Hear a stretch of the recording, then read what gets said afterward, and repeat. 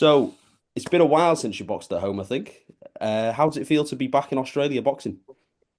Yeah, it's amazing. Obviously, the last time I was here, it was my first year as a pro. I think it was my fourth fourth pro fight. So yeah, to be back as world champion in a big fight, here in Sydney against another undefeated fighter defending the belt. You can't ask for much more. So no, I'm very excited to be here and excited for Saturday night. And do you want to bring more of these big nights to Australia? Yeah, I think that's been something that like I've really wanted as part of being based in the UK, having all these fights around the world is to bring big fights back home. So hopefully this is a stepping stone in the right direction. We start seeing like more big fights down under in the future. Yeah, if it was up to you, where would you have your fights? Because obviously you've had a few in America now. You were obviously at that first one in Saudi as well, which was a moment of history. Where would be the ideal location for you? I love boxing all over. I feel like that was a big reason for me signing with Matchroom in the first place, joining a global platform in DAZN, joining a promotional company that is promoting fights all around the world because it's quite rare to get that. Um, Most promoters are kind of they've got their area or their country and that's where they stay. So to be able to fight in the US, fight in the UK, fight home in Australia, fight on the nights like in Riyadh season in Saudi, um, Mexico as well, Ireland. Um, yeah, I feel like that's part of my journey and I absolutely love doing that. I don't wherever fight week ends up being, I end up making it my home for the week. So, um, I never feel like an away fighter, even though I'm always kind of fighting away, but it does make it feel extra special when I come home as well. Yeah, now you're boxing at home. How important is it to you maybe to show a generation of young Australian women boxing? Because I suppose this will make there's not been that many female Australian fighters to look up to. Yeah, I feel like I've got a really cool younger generation that have been following my journey from here in Australia. So to be able to come home and put on a live event for them, the young girls that are fighting now, there's unbelievable talent coming through. The numbers are constantly growing. So to feel like I've kind of played a part in that and have helped pave the way for those girls coming through, it's very empowering and um I love meeting the girls. I love coming out here and seeing them and and knowing that I'm inspiring them and have been some kind of I guess positive influence on their journeys as well. So yeah, it's definitely always special coming back. It is cool though, like I do get that feeling wherever I go, you see those younger girls that are watching. They're all watching all around the world and um I had that with Katie Taylor, probably would have been one of the only ones, but now the girls have so many girls to look up to and to follow their journeys. So it's definitely come a long way. I feel like female boxing still got a long way to go, but I think we are moving in the right direction. Yeah, you're already one of the stars of the sport, really. You're actually one of the few boxers my mum knows who is. So so Oh, you've already set yourself apart from, some big names in the sport if my mum knows you. Does that mean a lot to you? love that. Yeah, it does. I mean, it's all part of growing the sport. I think with women's boxing, like, yes, we are getting in and fighting each other when we get in the ring, but we're all in the same fight. We all want women's boxing to grow. We all want the future female boxers to get those big opportunities, to be on those big cards, to be seen and appreciated the same as the men's boxing. And I feel like closing that gap, it's our responsibility to do that. We've got to put on a show when we're fighting. We've got to build fights. We've got to make big fights. And I think the women are definitely doing that. The best are fighting the best all the time, and you're constantly seeing undefeated fighters in against other undefeated fighters, and it's the only way we're going to keep growing the sport. And the fight this Saturday against Tiara Brown, what have you made of her Yes. so far? Um, she's good. I mean, I don't think you can be 18-0, 11 KOs, an amateur world champion, and not be good. So, um, yeah, she's good. She's a smart fighter. She hasn't really been tested as a pro. She hasn't really fought any high caliber opponents as a professional. Um, so it's kind of hard to, I guess, gauge where she's at right now. But obviously, someone who's had the amateur pedigree has come through the system, has been a world gold medalist in the amateurs. You have to take them seriously. So we have definitely prepared for this fight with Tiara as if it will be the hardest fight of my career, and that's what we're expecting. And that's what we're hoping for as well, because obviously I haven't really been tested myself either, and I have been in with good girls. So I want to be tested. I want people to see that there's more to what I do. I want to I don't it's a weird one. I don't want to say I want to be in a hard fight where it's like you don't know if you've won or not at the end, but I do want to show that if things get tough in there, I can it's sink or swim. I can swim and I can swim good. Um so part of me hopes that Tiara brings that out of me. I don't mind winning fights easy and comfortably. And I mean if that's the way it goes on Saturday night again, then find me someone better. Find someone that is going to test me and make me swim. But um, we're 100% ready for anything Saturday night. If it's sink or swim, I'm ready to swim. And if it's another doggy paddle to victory, then so be it. But we'll see on Saturday night. We'll see what Tiara's got. Yeah, those 11 knockouts in, I think it was 18 fights or however many it was.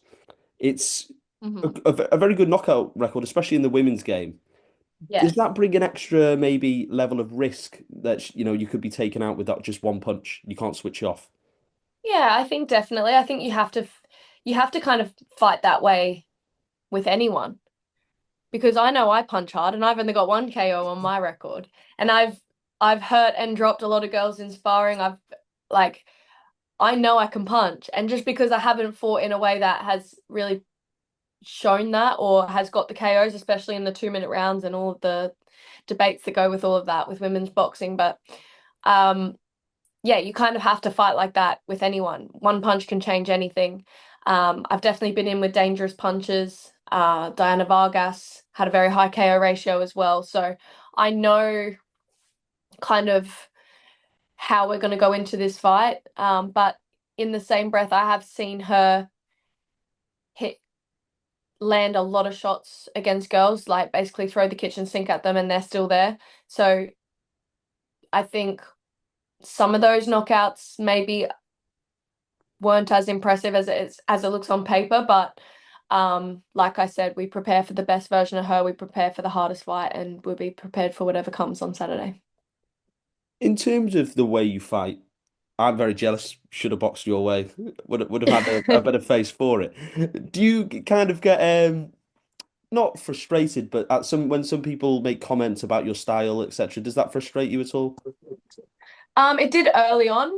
I don't really care anymore. I'm an undefeated world champion. So, um, no, not really. I think I get frustrated with myself sometimes because I know I can do more and I do fight very safe. I am aware of that. I do a lot more in the gym and in sparring and in my camps, and I really think that it's going to come in the fight, and then I kind of go back to what feels safe. Um, I mean, I don't feel like I need to put myself in unsafe positions if I'm winning comfortably. I've said this plenty of times, obviously. Um, but it is there. So if there's opponents out there that are going to make me fight and are going to take my game plan out of my hands and I have to fight their fight, I'm ready for that. And I've got that. I've got that. It's all in my trick bag. I just haven't had to get out the trick bag yet. So um, yeah, I used to get quite upset, offended, frustrated when I would read negative comments and stuff. I don't really read into much stuff on social media anymore. I think that was one thing I've definitely learned in the pros is to not sit and read every comment on every post. But like you obviously do still get sent stuff and you see stuff from time to time, and I just kind of laugh it off now. I definitely don't get offended or frustrated about what um Bob from around the street who's living in his nana's basement thinks, you know what I mean? So like for me it's like if I wouldn't ask that person for advice, why would I care about their opinion? And I think it's really important to kind of stay mindful about that sometimes when you do see negative stuff. It's like, but who are they? Like, did I ask? No. Do you also think as well with the style of boxing you kind of use, you'll have a very long career like I didn't, and you'll never Yeah. have a nose like I do now. Is that part of it is as well that you want to protect yourself? You obviously got your broadcast career ahead of you as well, hopefully. Yeah, I mean, why would I want to like put myself in harm's way? Like you're risking your life every time you step through those ropes. Why would I want to put myself in a position if I don't need to and if I'm winning comfortably and clearly? Um, Hitting and not getting hit, literally what boxing is all about. Um, and yeah, I mean, it does mean I can have a long career. It also means um my say me being 20 fights in and someone like Amanda Serrano being 20 fights in, the miles on the clock are very different. What what she'd done in her first 20 fights and what I'd done in my first 20 fights would be very, very different. And I think that can definitely play a big part in big fights later in my career. Um, Not that I'm planning on having an overly long career. I mean, it actually just came up in my family group chat, sent a picture this morning. I woke up to it saying 17 years ago was my first fight as an amateur. Um, so 17 years ago today. That's how long I've been doing this. So um, yeah, I don't know how much longer I'll do it, but I don't fight because I'm thinking I want to box forever, if that makes sense. But um, obviously, I do care about protecting my health and um, protecting my face. I don't want to be ugly if I don't have to be. Yeah. Do you still have, obviously 17 years ago, do you still have the same love for it as you did when you first climbed through those ropes? I think I love it more now. I think it was a growing love. I always enjoyed, I loved the challenge and I loved the competitiveness of it. I loved winning. I loved the feeling of um, your hard work paying off after all the training you do and then your arm being raised at the end of the fight. It was always like the best feeling for me and definitely was like my driving motivator. I wanted to be the best. And that hasn't really changed, but I think over the years I've definitely fallen more in love with the sport, especially since turning pro. I feel like I never really watched boxing. Like I wasn't a boxing fan. I name couldn't name five world champions to you a few years ago. And now like I'm watching boxing whenever it's on. I've got DAZN set up on one TV, um, Sky Sports or TNT on the other. Like I'm always watching boxing now and I absolutely love it. And I feel like pro boxing's so different again. And I feel like I've fallen in love with the whole process again of learning, going back to basics, starting again and um really like transitioning my style from the amateurs to the pros. And I think that's going to be a big thing that's going to be quite noticeable in this fight. I think coming back from the last fight, the extra time we've spent in the gym, obviously I haven't boxed since October, um, is really seeing that transition now and seeing me. I actually look like a pro when I'm fighting, which it's been a process, but I feel like we're there now, and I'm excited to showcase that this weekend. Yeah, on this weekend, I did a bit of digging into some interviews with your opponent, and I've Yeah. discovered one, as you know, all good journalists do. She thinks you've been spoon-fed your world title. Yeah. I just wanted to get your opinion on those comments. Yeah. I think Tiara has created like this narrative in her head that um, everything has just been handed to me on a silver platter. I haven't had to work hard. I haven't had to earn anything that I've gone and achieved. But like you can be you can be blessed, you can be lucky in what opportunities are presented, but you still have to do the work. You still have to win the fights. I've still not been touched. Like no one's come close, and it's like You can't be spoon-fed that. I'm sorry, but you can't. And I've fought the best girls in the division. I've been banging on Serrano's door for 2 years. Like, you can't tell me I'm being spoon-fed. Um, I mean, you can tell me, but I'm not gonna like it means nothing.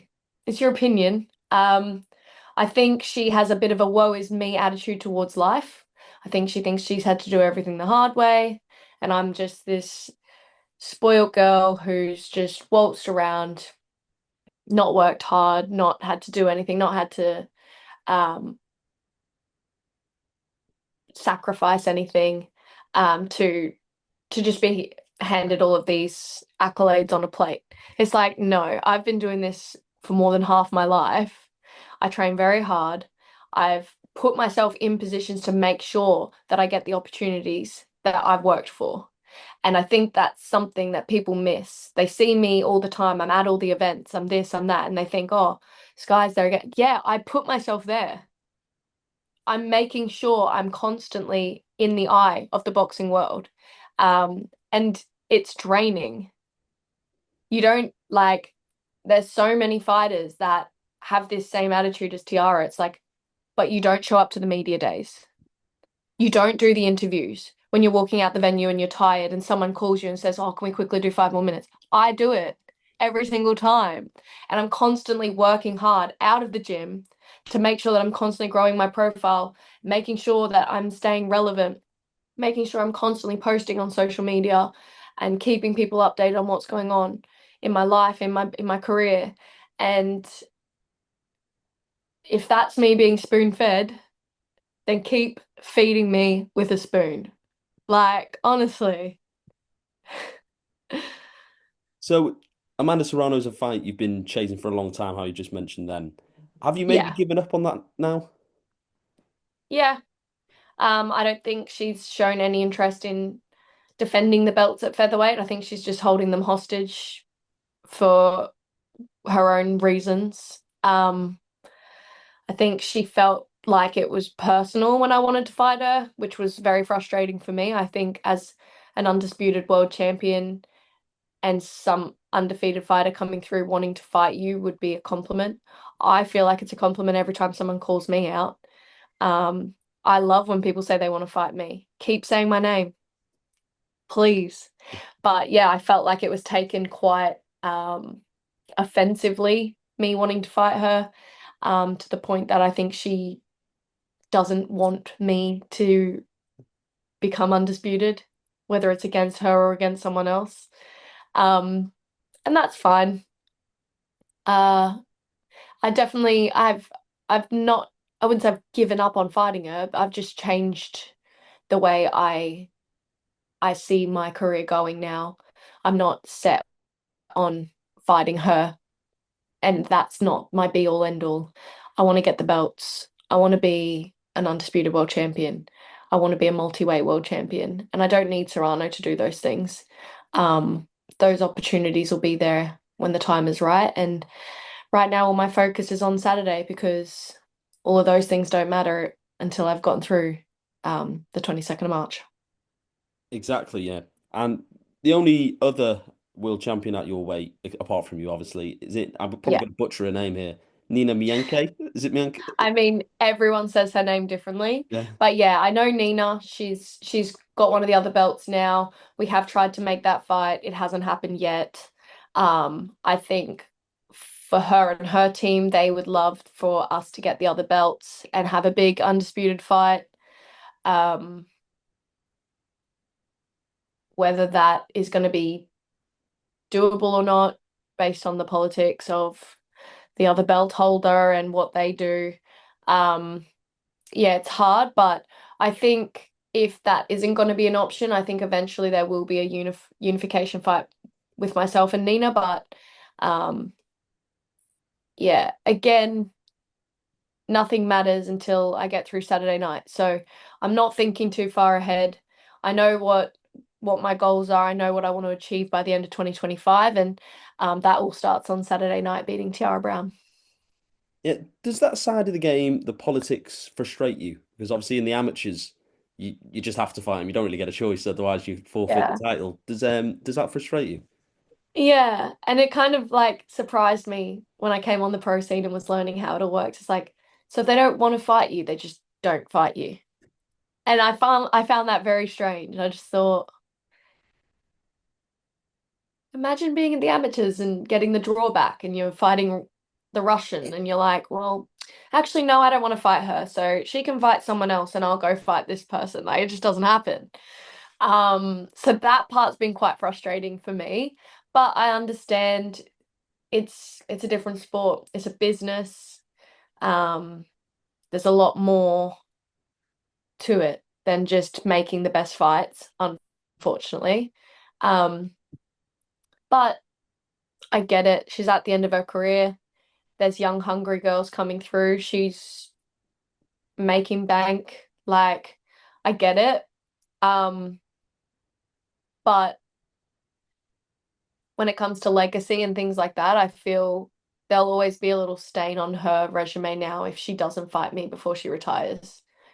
Um, and same for me. There's always going to be that doubt as well. It's like, who would have won that fight? And I find that really frustrating. Because I know who would won that fight. But yeah, I don't think I'll ever get that opportunity. But you never say never. You never know. Who knows? Who knows? One world champion who has been quite vocal about a fight she'd like is Ellie Scottney. Is that something Yeah, you'd consider? definitely. I love that fight. I think our styles would clash really well. It would make for a great big London fight. Been living and training in London for the past 3 years and haven't even fought in London yet. So um, I think that would be unreal. I think she would need to, if she wants to fight at featherweight, she would need to maybe fight someone in the top 10 in the featherweight division to kind of say, hello, I'm here. Um, but yeah, I love that fight. I respect Ellie as a fighter. I think she's a great fighter, and I think we would make a great fight for the fans. And my final question for you, I've got to ask you, is your whole opinion on the whole 12 minutes, 12 rounds, sorry, not 12, 12, 12 by Yeah. 8 debate. What's your stance hmm on it? I don't really have a stance on it. I just feel like people can't just come out and say, "Well, I'm not doing that." I know that's the rule and it's been the rule, but I'm not doing that and I want to do this. It's like there has to be some kind of order. Yeah. Like you don't have fighters like Canelo coming out saying, "Well, I want to do 15 4-minute rounds." And that's what I'm going to do. And if you want to fight for my belts, you have to fight 15 4-minute rounds. It's like there's rules. Um, and there's rules for a reason. So for me, I respect the rules and I respect that it is what it is. For me personally, I think 3-minute rounds suits my style. I'm a patient fighter. I set traps and I'd probably get a lot more out of there in 3-minute rounds. Am I fighting for 3-minute rounds? No, because that's not what the rules are, and I'm happy to play by the rules. Um, yeah, I don't really have a stance on it. If the rules were to change and it became 12 3-minute rounds, happy days. Let's go. But I just think just a fighter deciding one day they've done 45 fights at 10 2-minute rounds and suddenly it's I'm not fighting this person unless they'll fight me at 12 threes. It's like, grow up. Well, we'll actually finish on a prediction Saturday because you are fighting on Saturday. We can't forget. Yeah. So what's your Yeah. prediction for Saturday? For my fight? Yes, for your fight. Um, hmm. I'm not looking to stop her. I'm not looking for the stoppage, but I've had a really, really, really good camp. We've really worked on um, upping punch output, work rate, aggressiveness. And I think the first few rounds we'll probably feel each other out. And I think there's a good chance we could predict a bit more of a war than we've seen in my other fights, which is quite exciting. I'm excited about that. But if it's not a wide points as per, which you know is the safe bet, I would love to say my prediction is stopping her in the middle to late rounds. Okay. Well, maybe I'll have a cheeky bet. I never win, so maybe I won't. Well, Skye, I really appreciate your time, especially on fight week. I know you're very busy, so I really do appreciate it. Yeah, you're welcome. Thank you for having me on. No problem. Best of luck for Saturday as well.